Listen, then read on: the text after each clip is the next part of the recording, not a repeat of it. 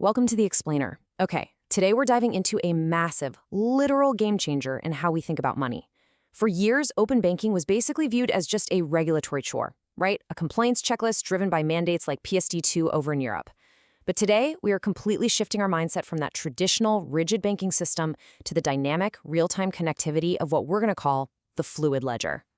This is all about moving from basic compliance to massive commercial innovation. To really wrap our heads around the scale of this shift, just consider this number: 7 million. In early 2023, the UK alone hit this massive milestone of 7 million active users on open banking-powered apps and products. That is roughly 10% of the entire UK population. So it's definitely not just some niche tech experiment anymore. Consumers are actively seeing the benefits, and they're associating these tools with much faster, easier experiences. We have officially reached critical mass. We've got a great roadmap for you today. We'll be covering 1, the open banking evolution; 2, unlocking the fluid ledger; 3, the next wave of A2A payments; 4, smarter underwriting and risk; 5, automated wealth and VRPs; and finally, 6, the competitive advantage. Let's jump in. All right, Section 1, the open banking evolution. So, how exactly did we get here? Well, the journey breaks down into 3 distinct waves. Wave 1 was pretty heavily restricted by early tech limitations and was mostly just basic payment aggregation. Then Wave 2 came along with expanded bank participation, mostly pushed by regulation, but it was still kind of confined strictly to traditional financial services. But right now, we are squarely entering Wave 3. This is the era of open finance. We're expanding way beyond basic checking accounts into investments, savings, insurance, and crucially integrating all of this into non-financial industries like retail and travel. That is where the magic happens. Moving right along to Section 2, unlocking the fluid ledger. What makes this third wave so powerful is that it creates an absolute win-win-win scenario. For merchants and businesses, open banking completely slashes processing costs, eliminates chargebacks, and gives them immediate liquidity. For us as consumers, it's all about speed and frictionless control, instant approvals, incredibly fast checkouts, and absolutely zero manual data reentry. And for the banks and developers, it unlocks huge platform growth and API monetization. Literally, everybody has a massive financial incentive to plug into this fluid ledger. That brings us to Section 3, the next wave, specifically looking at A2A payments. Okay, the core engine driving a lot of this is A2A, or account-to-account payments. By utilizing open banking APIs, you're initiating a payment straight from your bank directly to the merchant. No middleman whatsoever. Merchants completely bypass the fragmented processing, the delays, and those hefty interchange fees of legacy card networks. It's an instant settlement. That means a healthier bottom line for the retailer and a much safer embedded checkout experience for the consumer. When you look at a typical retail customer journey, from that first moment of awareness all the way to brand loyalty, plugging open banking right into the purchase phase does way more than just lower those payment fees we just talked about.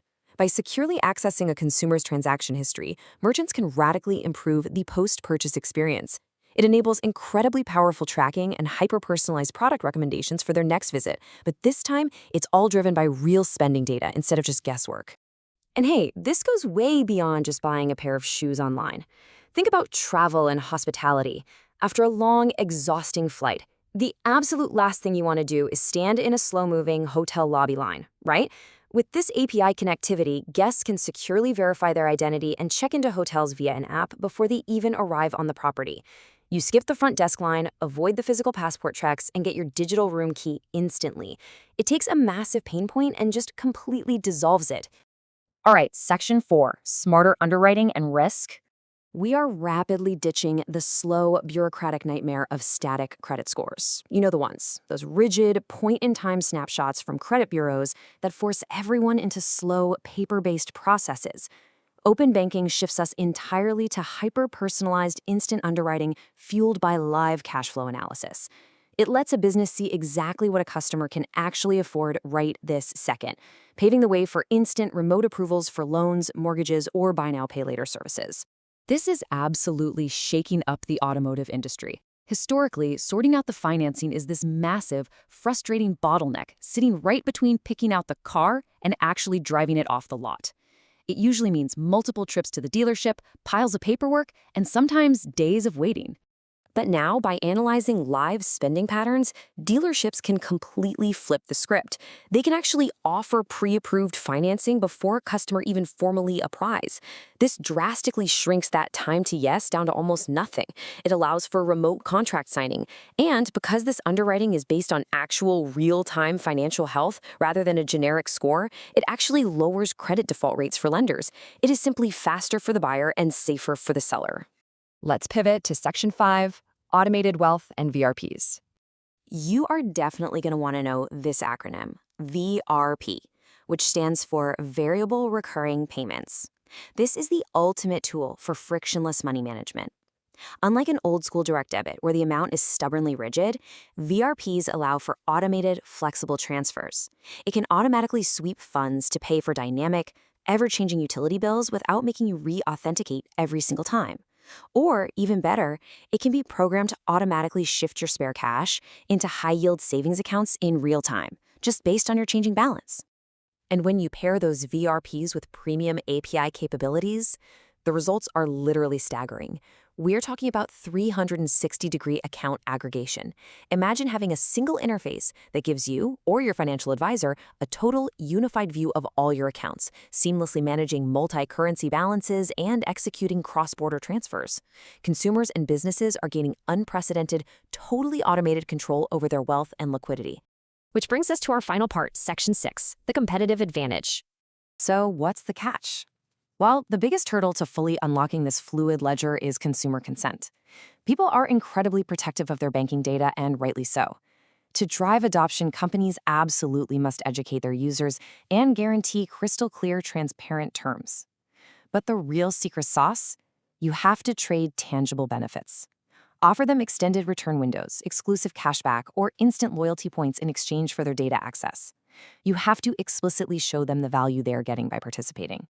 As the Boston Consulting Group perfectly points out, open banking is no longer just a regulatory box to check. It is the definitive commercial edge for businesses looking to dominate their lagging competitors. Make no mistake, the companies that are seamlessly integrating this tech today are the ones who will capture the market share of tomorrow. So, as we wrap up this explainer and officially leave the era of slow, paper-based banking in the dust, I want to leave you with one big question. Look at all the frictionless experiences we've talked about today: instant checkouts, automated wealth generation, zero-wait car loans. The technology is already here. The next wave of innovation has arrived. You just have to ask yourself, are you prepared to build the frictionless financial experiences your customers now expect, or will you be left behind?